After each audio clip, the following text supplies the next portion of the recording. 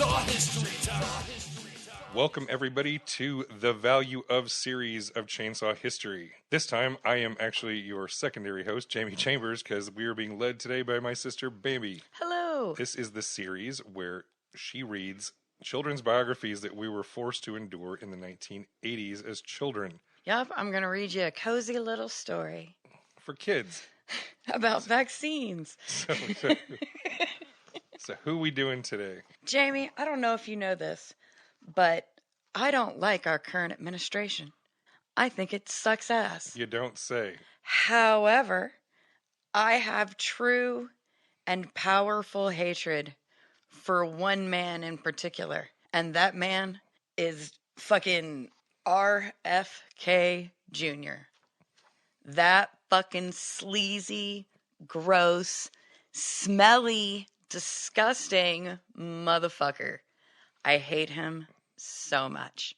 I would ruin his life if I could. So instead of doing that, I'm just going to destroy his fucking values in every way that I can. So today, we're going to talk about Louis Pasteur. Louis Pasteur, I've heard of him. Yeah, you know.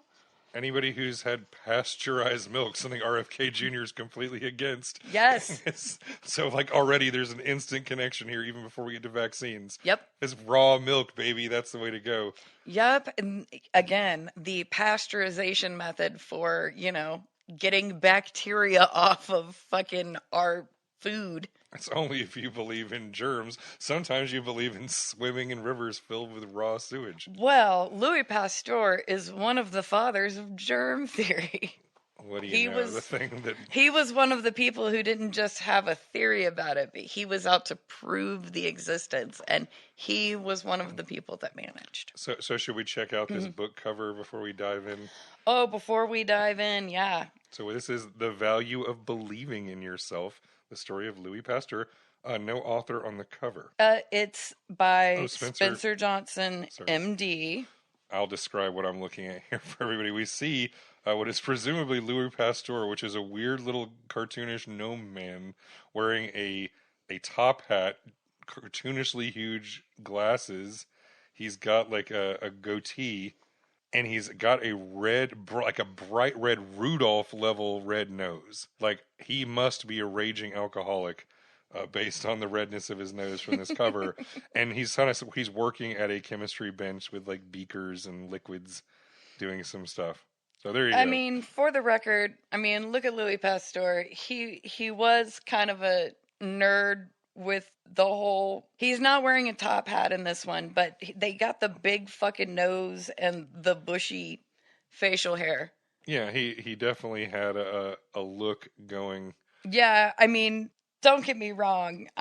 This also makes him look like Mr. Peanut. Yeah, that is a very odd interpretation of this is man. The hero we're going with. Okay, let's do it. In his little striped suit with his little red jacket. So we're going to start out our biography with Once Upon a Time. Once Upon a Time.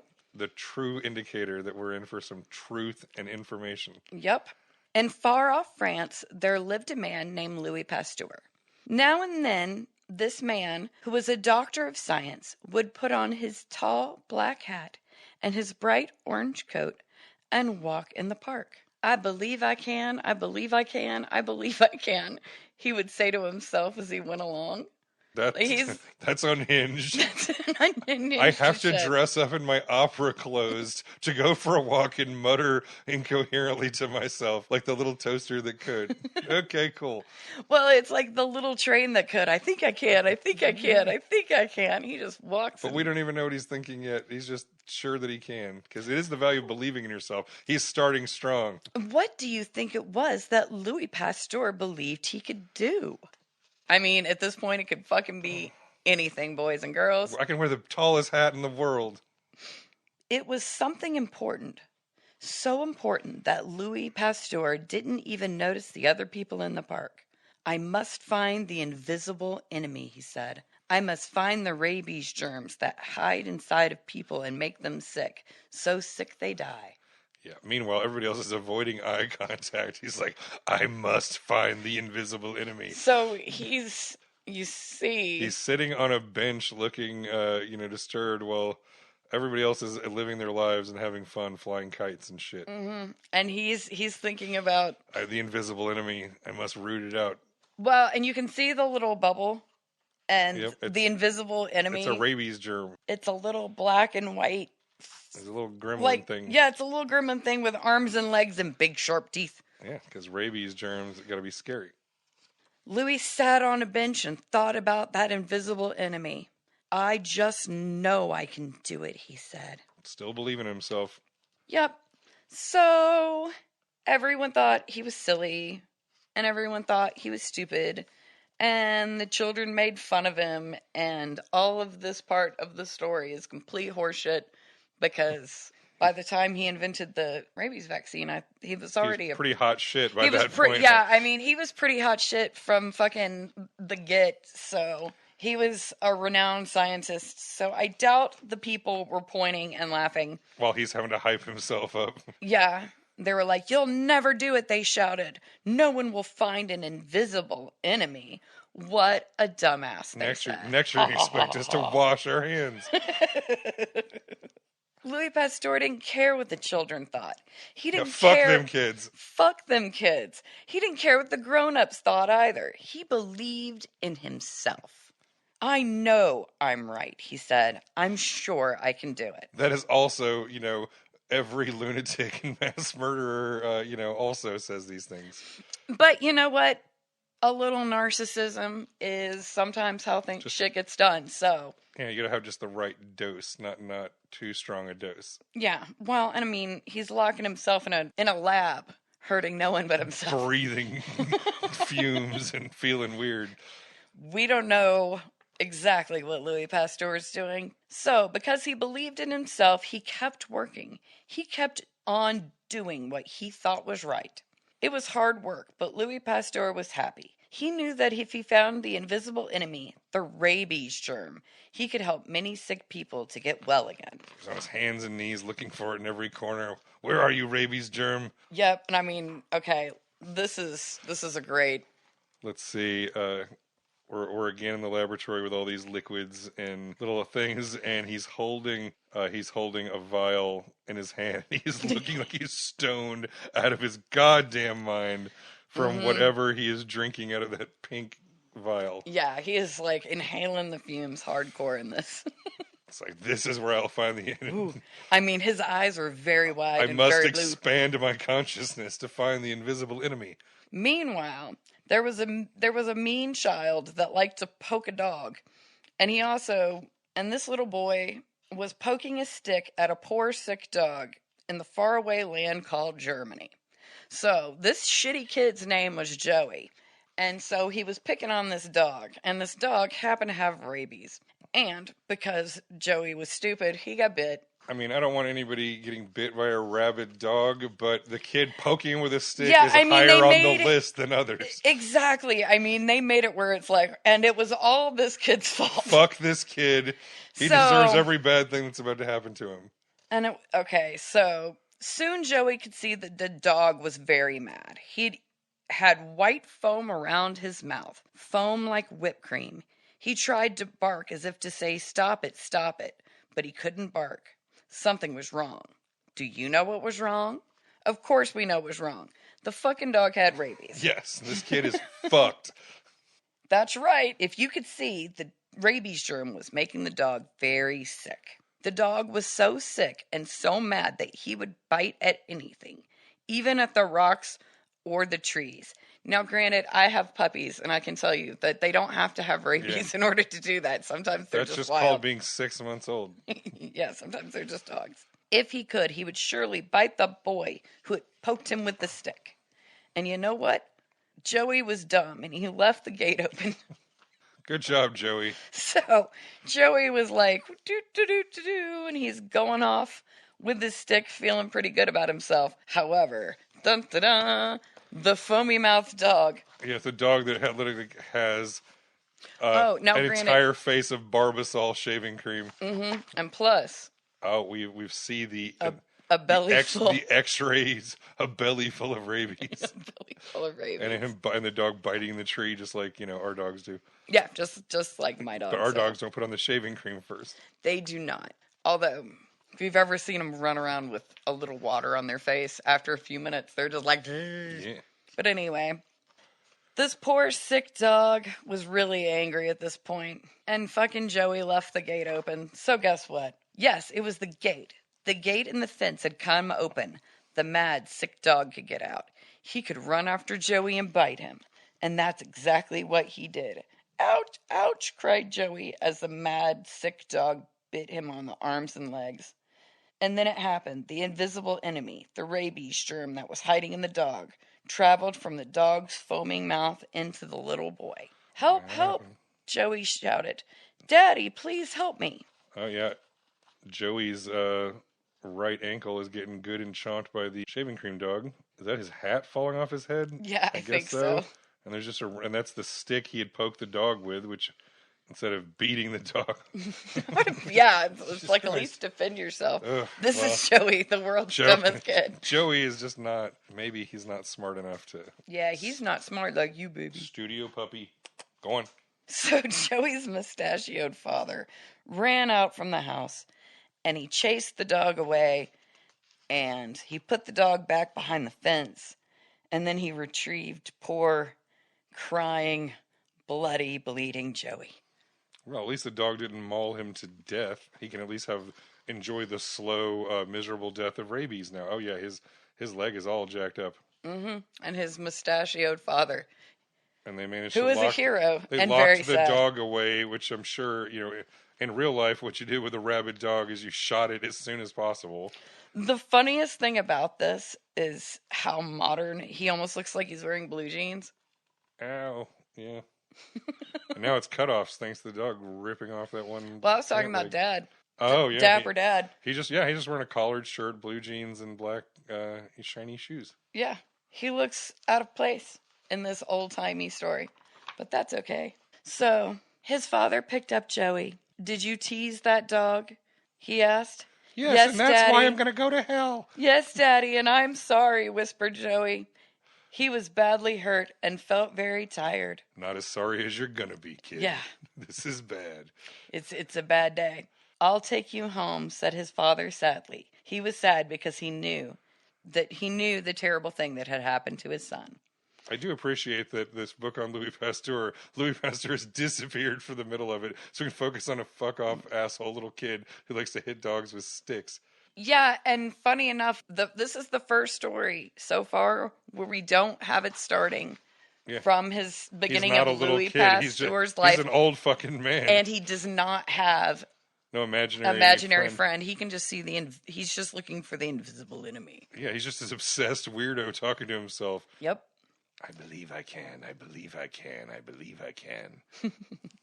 The little boy now had the invisible enemy, the rabies germs, hiding inside him. Soon he was not only hurt and tired, he was sick. Everyone who knew Joey was sad. Everyone knew that if a person was bitten by a sick, mad dog, that person would surely die. I mean, that is how that went back in the day. Yeah, and now you can see little sad Joey in bed with his belly full of angry little rabies gremlins. Before long, the sick dog died.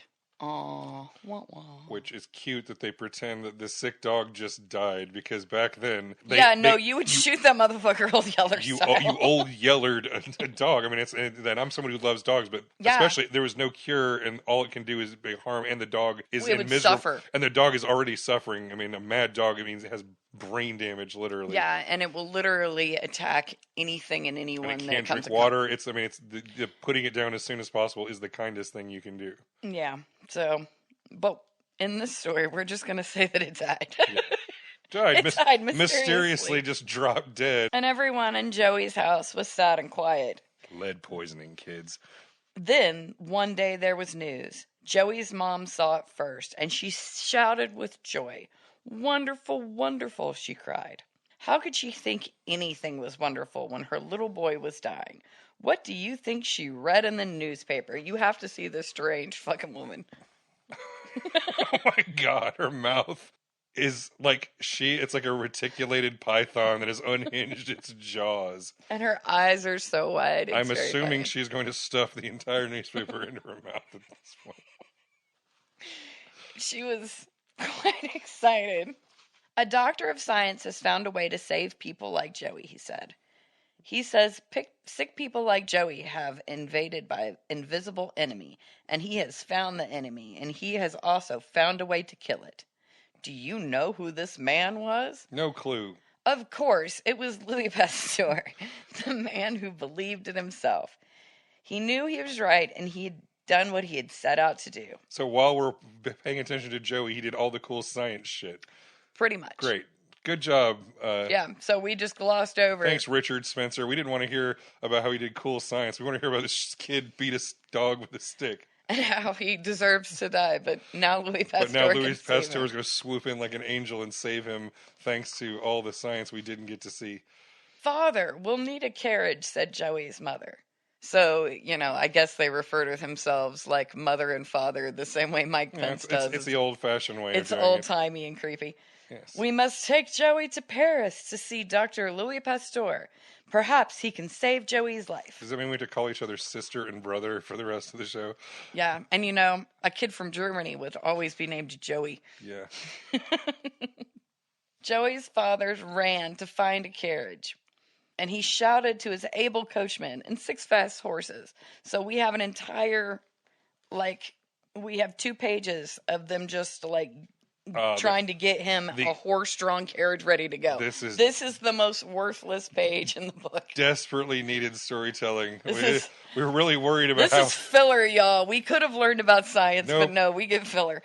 But we needed to know that they were all like a team of 6 white horses. Mm-hmm. But hold on. They had to hurry. I got to interrupt you for a second because you did bring up a good point. They've Americanized this French and German people so much. Shouldn't he be Louis Pasteur? Louis Pasteur. Yeah, well, and I mean, I'm pronouncing it Louis because that's his fucking name. But just saying they've everything's so American in this book. It's Louis, yes. Louis the germ guy who believed in himself. It's great. Anyway, sorry.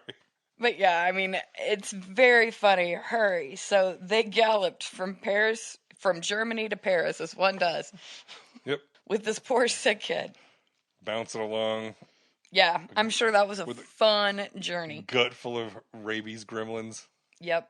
And his mother is just way too happy. It's Is she still doing the wide mouth thing? She is just smiling ear to ear. And Joey's father still looks sad because he's carrying his poor, sick, possibly dying kid. So I guess not only does Louis Pasteur believe in himself, but Joey's mom really believes in him Joey's too. dad's a little sorry about the mysterious death of Fido. Do you see how fucking happy she looks compared to Dad? I mean, it's wild. So they got him, and Louis Pasteur opened the door, and he let them in and welcomed them because he's not a dick. Dr. Pasteur, said the mother as she smiled a brave smile, we have come a long way to see you. Our little boy was bitten by a mad dog, and he's very sick. Can you help us? Perhaps, said Louis Pasteur. I have found a way to kill the invisible enemy, those rabies germs that hide inside of sick animals. Perhaps I can kill the ones that are hidden in your little boy. First, we just have to cut open his stomach. I have invented a vaccine, explained Louis Pasteur. In my vaccine, there are medical soldiers with bright eyes that can see in the dark. They see the invisible enemy inside of Joey. They're armed with flamethrowers and fully automatic weapons. My magical soldiers, who are very strong, that will kill the enemy. So let's not explain science. Let's call it magic. Yep, children, you don't have to worry. Every time we give you a shot, there's just magic juice inside, filled with little people. Not little people, little soldiers. These are these are soldiers. These are British redcoats. Yeah. They're gonna kill some shit. They can see in the dark. Mm-hmm. Joey had been put to bed, and when he heard Louis Pasteur say this, he rose up a little. Dr. Pasteur, he said, do you mean your magical soldiers will be inside of me? Yes, said Louis Pasteur. You want to put your soldiers inside of me. Mom, I was told to call an adult if somebody ever said that to me. It's so wild. I'm never going to use that line. No, and instead of my magical soldier, instead of fucking actually, I'm really just appalled by all of this. And this is the best part. Oh God.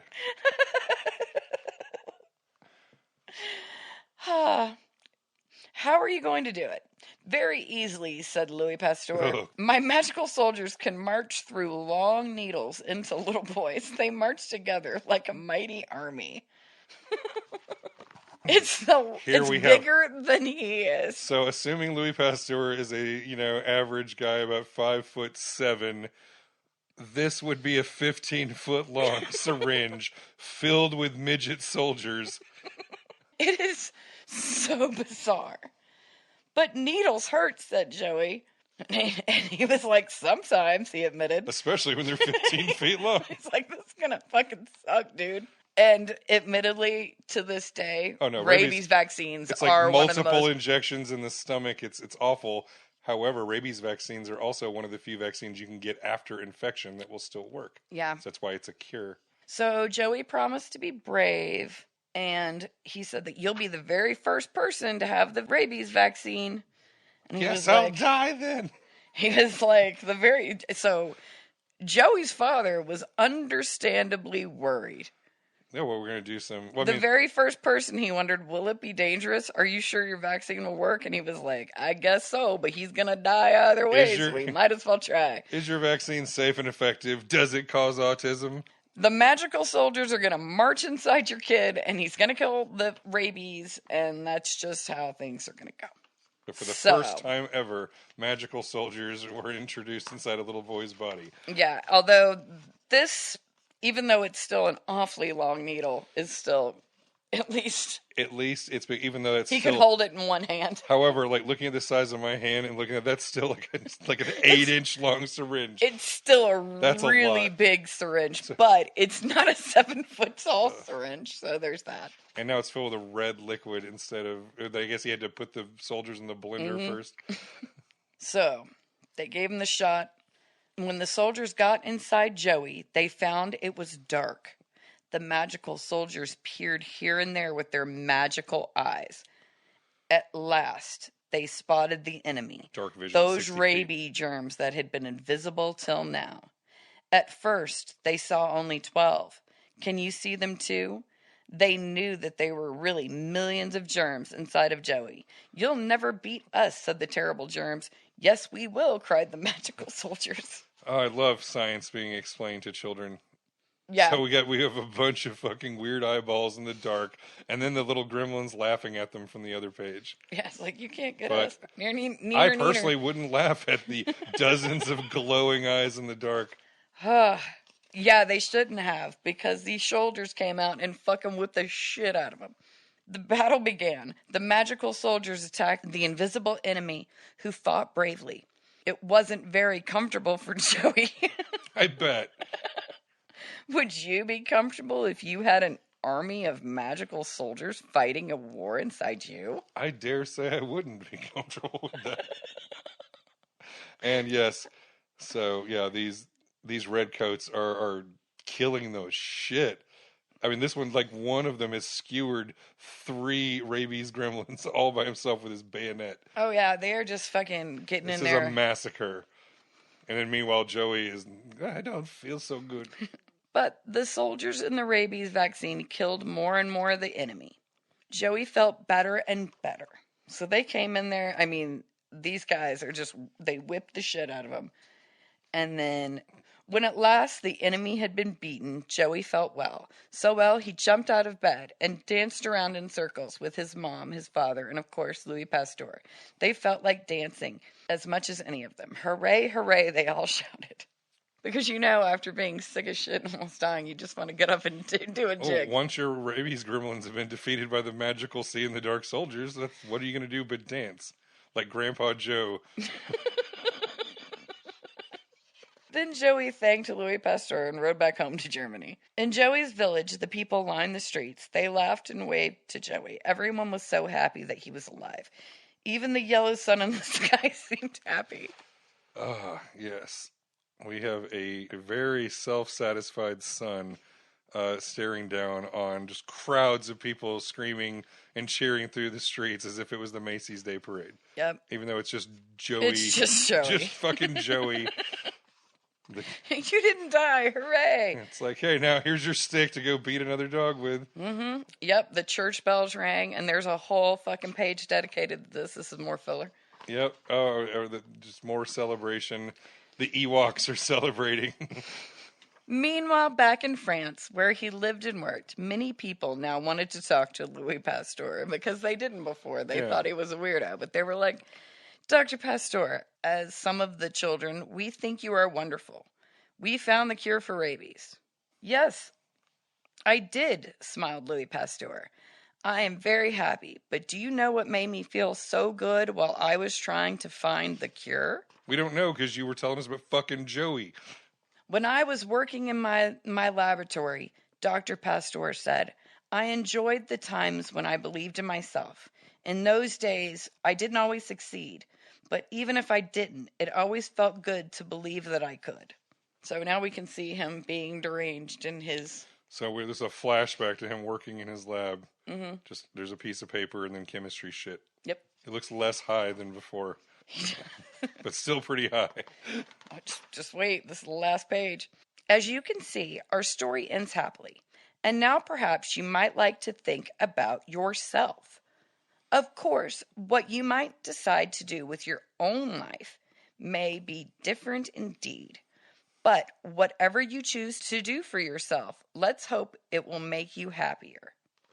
Let's see. So I just need to go around. Happier, like all these happy motherfuckers. Well, we have let's see. We have a happy family, including little Joey And mustachioed dad. We have Louis Pasteur in his continued best and top hat. We have the magical soldiers with their creepy giant blue eyes. A happy dog brought back from the dead. And even the rabies gremlins are happy. Everybody's happy. Yeah, it's really bizarre. You'd think that the rabies gremlins would not be pleased with this turn of events, but apparently they're cool with it. They love being killed and horribly by magical soldiers. Yep. And let's hope it makes you happier, just like our good friend Louis Pasteur. So let's see. I need to go into public places and go muttering, I believe I can. I believe I can. They all think I'm crazy, but I can. I can do it. We should all go bother our neighbors. Okay, so other than the obvious bullshit, this was one of the more straightforward of these books that we straightforward, but I gotta say, Spencer Johnson, MD, you are a god-awful storyteller. Right? What the fuck? This book about Louis Pasteur, where you just... You show him as this unhinged weirdo, then you skip away where he's actually doing all of the cool shit, and then, you jump back, and when he actually explains it, it's like, it's magic. Yep. It's just magic. What? No, it's... No, fuck you. This is a doctor who wrote this book. Someone who presumably knows how this shit works and could have found an actual way to give an explanation that children can understand. It's like this introduces something in your body that teaches your body how to fight the germs. Like, it's not, you can find a kid-friendly way to explain vaccines without calling, it's magic with the see in the dark and they have bayonets and shit. No, it was upsetting. Okay, and now we have reached the historical facts. Louis Pasteur, 1822 through 1895. Nice. Louis Pasteur was born in Dole in the province of Jura, France in 1822. As a chemist and later a microbiologist, Pasteur did more than any other man of his time to further medical progress. However, because he was not a physician, many medical men of the 1800s jeered at his theories. Yeah, if you understand what being a medical man in the 1800s meant. Yeah, they just bled you to death. Here, drink some mercury. Yeah, so it makes you feel better. And being a doctor was mostly just saying you were one back then. Well... Yeah. See, doctors, if you wanted to have the official term doctor, it meant you went to college. Right. Where as a physician, you were just literally like, they gave you a hacksaw. Yeah, here. For the most part. So, being a doctor was still kind of a cool thing. But yeah, he furthered medical progress. He ignored their scorn because he believed so strongly that bacteria or germs indeed did exist and that they caused disease. Germ theory. Germ theory. Instead of like before, literally like the predominant theory was called miasma, where it was just like this stuff came out of the air. Yeah, well, they also liked the humors. They had to balance the And I humors shit and the you not, bile in your body. I genuinely like I heard that there's literally like a revival of miasma theory That happening right now. I'm so appalled. Even though we can like look at a microscope and see the germs and see Yeah. what it does, it's pretty much. I'd say it's settled It's science. it's no longer a theory. It's just, yeah. Well, and We can see them. We can see them live. We can see them grow. We can see them die. like scientifically, in scientific language, it's still a theory, but theory doesn't mean it's this thing that maybe you're not true. No, it's a proven theory. Yeah. He continued to work in his own way, having faith of himself, and eventually discovered the cure for a silkworm disease, for anthrax, and for rabies. So, that's pretty fucking groovy. cool. He also invented the process that keeps milk from spoiling. That has his name to this very day. Yup. It consisted of heating the milk to 140 degrees Fahrenheit for 30 minutes, then cooling it quickly and keeping it sealed in sterile containers. This process is still used today to keep milk free from germs and is called pasteurization. And the head of Health and Human Services says you shouldn't drink that shit. You should be getting raw milk, baby. I mean, unless it's like still warm from the cow, I would go no. Raw milk that's been shipped and just sitting around for a couple Not days. to mention, good call, everybody. Not to mention, I don't want to drink milk straight from the cow's tit. Thanks, Well, when the raw milk craze did come in real briefly, I did see that incredible post that went around on social media where one guy literally was like, "Here's an idea. What if we boil the raw milk for a few minutes to kill the germs?" It's like, yeah, no shit. Welcome to the 1800s, dipshit. Welcome, friend. I am so glad you decided to catch up. Yes, please spend 3 times as much on your milk just so you can boil it at home. It's very funny. Pasteur married Mary Laurent of Strasbourg, whom he loved deeply. She encouraged him always to keep his laboratory first, and was also able to concentrate on his work and did it well. That's a nice spin. My wife encouraged me to leave her completely alone and be a workaholic. Yep. Yeah. Please don't touch me. I mean, it's a very interesting phrase there. When little Joseph Maester was bitten 14 times by a rabid dog and was brought to Louis Pasteur, the scientist hesitated to give the untried rabies vaccine to the boy. He did so only after 2 physicians told him that the boy would surely die without the vaccine and that Pasteur might as well just do it. Yeah, fuck it. What's the worst that could happen? Yeah. Well, and you might have the answer. How do you try it unless you try it? So... Well, there is no such thing as a safe and effective vaccine. Pasteur did have the answer, of course, and he saved Joseph Maester's life. Maester later became a gatekeeper at the Pasteur Institute, stayed there loyal to Louis Pasteur for the rest of his life. So he had a little indentured servant. He got a little ding. Every time a dog came by, Joey just whacked it with a stick. Fuck that dog. And it's like, you can bite me all you want. I'm safe now. While Pasteur certainly believed in himself, he remained quiet and humble man until his death in 1895. In his later years, he was always a little amazed and amused by the fuss that people made of. Once, he accepted an invitation to attend the International Medical Meeting in London. When he arrived, a steward asked him to come to the front of the assembly hall. Pasteur walked forward and the members rose to their feet and applauded. Pasteur seemed somewhat disappointed.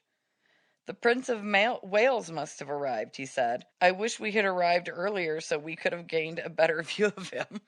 Oh, humble guy had no clue that everybody loved him and thought he was great. But the chairman of the group only held his hand to No, he said. "It is you that they are cheering." So, that was the bullshit. Let's see what Wikipedia has to say. Yeah, even the little biography pages in the back are always very selective. Yeah, no shit. It literally didn't get to anything. Now, I don't remember much about Louis Pasteur directly. I seem to remember was a couple of weird little social things about him, or his marriage was weird. I can't remember. He had some quirks, if I remember correctly. Louis Pasteur was a French chemist, pharmacist, and microbiologist. Ooh, he was a pharmacist. Oh, yeah. And renowned for his discoveries of the principle of vaccinations, microbial fermentation, and pasteurization, the last of which was named after. Research in chemistry led to a remarkable breakthrough in understanding and causes and preventions of diseases, which led to the foundations of hygiene, public health, and much of modern medicine. Pasteur's work are credited with saving millions of lives through the developments of vaccines for rabies and anthrax. He regarded as one of the founders of modern microbiology, and he is honored as the father of bacteriology. Bacteriology? I'm assuming it's the science of bacteria. Yeah. It's a little bit of a tongue twister. It is a tongue twister. And the father of microbiology. He was born in France. He did a bunch of shit. He was one of the fathers of germ theory, of disease. Yeah, he did so much shit. So much. And I'm kind of... and we skipped all of it. So we skipped all of it. So you can learn about Joey beating dogs with sticks. And how he probably deserved to die, but we saved him anyway. But we got him a really big carriage with a bunch of horses. It's a weird story. They did it it's bizarre. No, they did it weird like they always do. Let's not talk about science. Let's just call it magic. I guess they felt like his life was too boring to actually give a full biography, and we had to cut away from this guy as often as possible. And then, yeah, I don't get it. I would have made different choices if I had written that book. Yeah, no shit. I mean, even if you wanted to go the rabies angle, there was so many better other... But this time, the choices that were made, I'm just sad that are always bizarre. We didn't get to hear the inner thoughts of an imaginary friend. His imaginary little soldier sitting on his, you can do it. I believe in you. Yeah. So, but we have reached the end. And here we are. We're going to say goodbye to Louis Pasteur and health in the United States, as all of the work he did is being undone. And I am going to pretty much make it my life's work to shit on RFK Jr.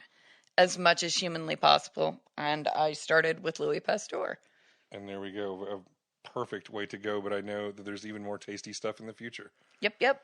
All right, everybody, remember to go to chainsawhistory.com to find our full back catalog. Check our other main shows and other bonus show, No Time for Love, Dr. Jones. And we will catch you on the flip side. See ya. Thank Kevin at Raven Sound Studios. Yep. Thank you, Kevin. Bye. Bye.